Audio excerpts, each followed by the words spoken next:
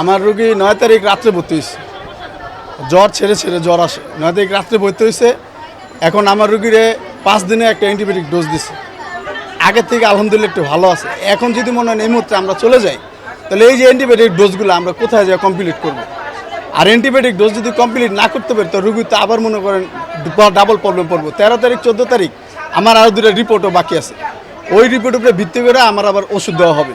তা আপনারা ঠিক আছে, সরকার যেহেতু বন্ধ করছে, যেহেতু আমাদের কিছু বলার নাই, সরকার বুঝেই করছে, কিন্তু আমাদের মিনিমাম একটা সময় দেখছে 1 সপ্তাহ ভিতরে আপনারা এই জিনিসটা যারা যারা আছে এই ওষুধগুলো কমপ্লিট করে ডিসপাস করে তারপরে একটা সময় তো দিতে হবে।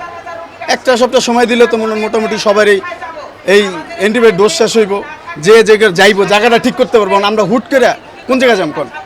আপনার একটা আমার রুগীটা মনে হয় একটু ভালো, এখন যে রুগীটা সিরিয়াস এরা আপনি কোন জায়গায় লয়ে যাবেন? হুট করে শিশু মেডিকেল যাবেন, ঢাকা শিশু হাসপাতাল, আপনি সিট পাবেন না। এই রুগীটার কী অবস্থা? রুগীটা তো আরও মারা যাওয়ার পরিস্থিতি হবে। ঢাকা মেডিকেল যাবেন, আপনি দৌড়াইতে দৌড়াইতে তো ওই রুগীর অবস্থা আরও খারাপ হয়ে যাবো।